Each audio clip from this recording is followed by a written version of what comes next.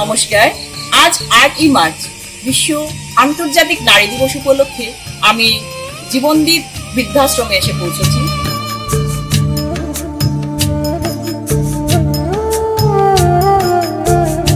আমার ব্যবহারের সেই আলমারি আর আয়না ওসব নাকি বেশ পুরনো ফ্ল্যাটে রাখা যায় না। শ্রম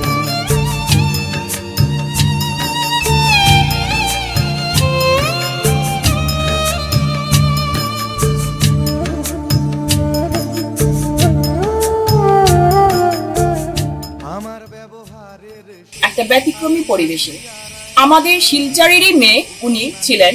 তো ওনার বিয়ে হয়ে কলকাতা যান, তারপর কিভাবে স্ট্রাগল করে উনি আবার এই শিলচরে এই বৃদ্ধাশ্রমে এসে পৌঁছলেন, ওনার কাছ থেকে একটু জেনে নেই ওনার অনুভূতিটা এখন কি রকম। ওনার অনুভূতিটা একটু জেনে নেই। আমার সঙ্গেই রয়েছেন আমার মাসিমা, তো ওনার কাছ থেকে মাসিমা প্রথমে আপনার নামটা জানতে পারি। আমার নাম মলিনা চৌধুরী। মলিনা চৌধুরী, তো আপনি কিভাবে এখানে আসলেন? আপনার এটা একটু বক্তব্য শুনলে সবার ভালো লাগবে। আসলে আমি শিলচরেরই মেয়ে, গভর্নমেন্ট গার্লস হাই স্কুল থেকে হাই সেকেন্ডারি পাস করি। কবে পাস করেছিলেন? 1940। আচ্ছা, হাই সেকেন্ডারি পাস করার পরে আমি কাছাড় কলেজ থেকে হিস্ট্রিতে অনার্স নিয়ে গ্রাজুয়েশন পাস করি 1969। বাবা, দারুণ খবর। তারপর 1971-এ আমার বিয়ে হয়। আমার husband Durgapur state bank officer ছিলেন, আমরা তখন দুর্গাপুরেই ছিলাম। আচ্ছা। আমার শ্বশুর বাড়ি লন্ডন। আমার শ্বশুর শাশুড়ি বিয়ের সময় 1 মাসের ছুটি নিয়েছিলেন, আবার লন্ডন চলে যান ওনারা। তারপর যাই হোক, বিবাহিত জীবনে আমার 2 ছেলে হয়। আমি 2 ছেলেকে নিয়ে লন্ডনে চলে যাই। লন্ডনে আমি 8 বছর ছিলাম।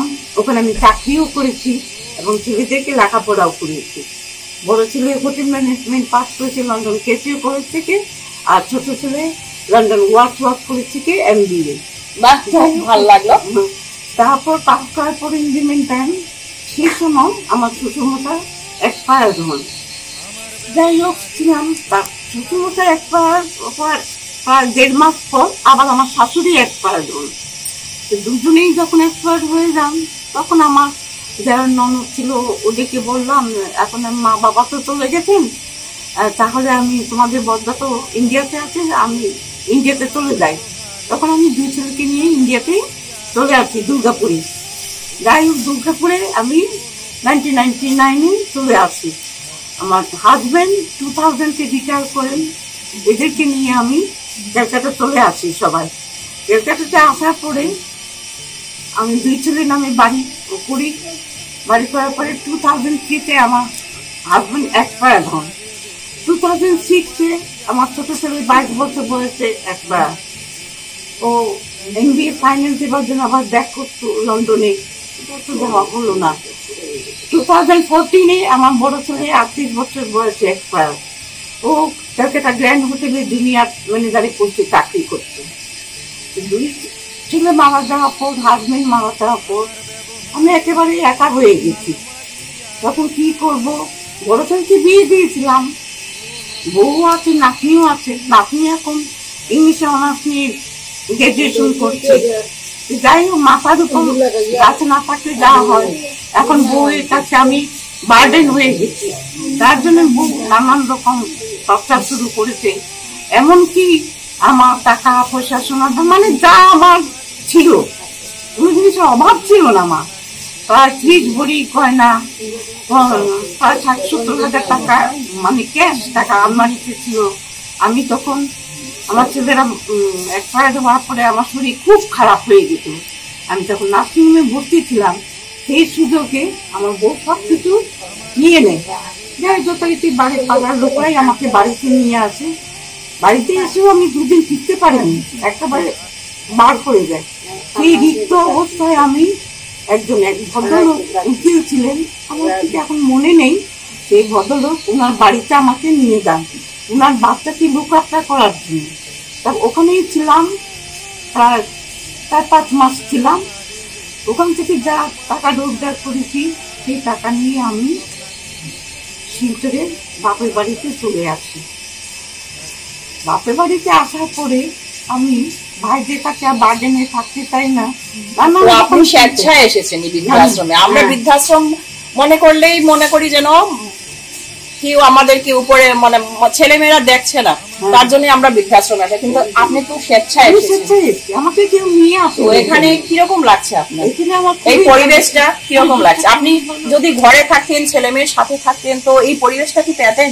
না, সেরকম তো পেতাম না। ছেলেরা তো নেই, ছেলেরা থাকলে তো হয়তো অন্যরকম হতো, তাও এরকম ভালো থাকতে পারতাম না। কিন্তু আমি নিজের ইচ্ছায় যখন আমি মোবাইলে অ্যাড দেখলাম, তখন আমি নিজে নিজেই ঠিক করেছি যে আমি বৃদ্ধাশ্রমে আসবো। আমি একাই এসেছি আশ্রমে। এসে আমাদের সুপারিনটেন্ডেন্ট, এই আশ্রমে সুপারিনটেন্ডেন্ট নিবেদিতা বর্মনের সঙ্গে আমার পরিচয় হয়। তারপরে যাই হোক কথাবার্তা হওয়ার পরে উনি বললেন আমার সমস্ত ডকুমেন্ট দেখতে চান। কিন্তু সব ডকুমেন্ট তো আমি আনতে পারিনি, আমার বউ সব ডকুমেন্ট আটকিয়ে রেখেছে, যতটুকু পেটেতে নিয়ে এসছি। তখন উনি বললেন ঠিক আছে, আমি তো একা যাব না, আমাদের এই আশ্রমে ইনচার্জ আছে সুরজিতা দত্ত, উনাকে নিয়েই যাবো আপনার বাপের বাড়িতে, ভাইয়ের বাড়িতে।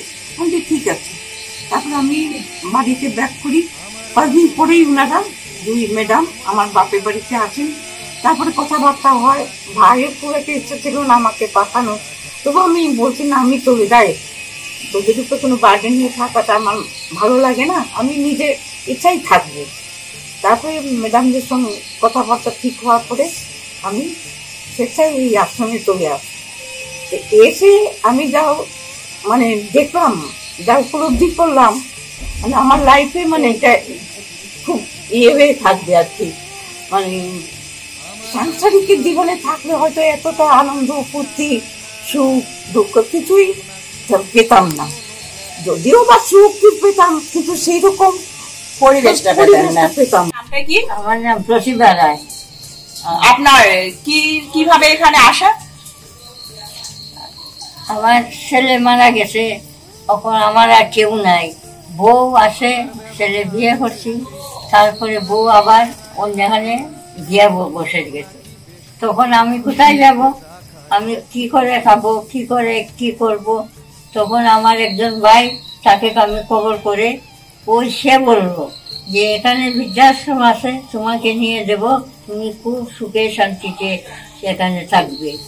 এই আমি এখানে এসে খুব আমার ভালো লাগছে। আমার বন্ধু বান্ধব এবং ম্যাডামরা আমাকে খুব আদর যত্ন করে, সব কিছু করে, তারা এমনকি পিকনিক পর্যন্ত আমাদের নিয়ে করে।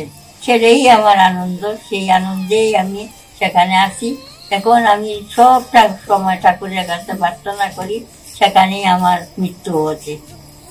অশেষ ধন্যবাদ। তো দেখলেন আজকের এই নারী দিবস উপলক্ষে আমার ক্ষুদ্র প্রচেষ্টা। তো আপনারা সবাই কিন্তু এই ভিডিওটা দেখবেন, শেয়ার করবেন, কমেন্ট করে জানাবেন কেমন লাগলো।